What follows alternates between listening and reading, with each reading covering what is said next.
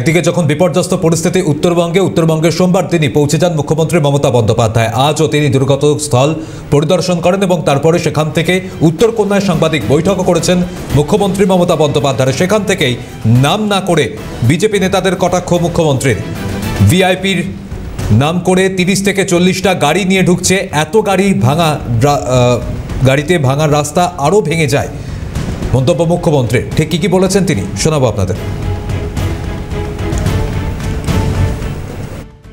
ভিআইপির নাম করে কেউ 30টা গাড়ি নিয়ে ঢুকছে, কেউ 40টা গাড়ি নিয়ে ঢুকছে, ভালো রাস্তাগুলোকে ভেঙে দিয়ে চলে যাচ্ছে।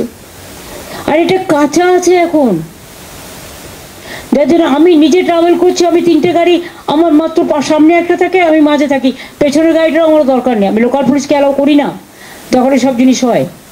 আমি যদি একটা বিধ্বস্ত রাস্তা দিয়ে 40টা গাড়ির কনভয় নিয়ে ট্রাভেল করি, তাহলে সেটা কি পাহাড়ে প্রেশার পড়ে না, না সমতলে প্রেশার পড়ে না? এটা আপনারা বলুন তো।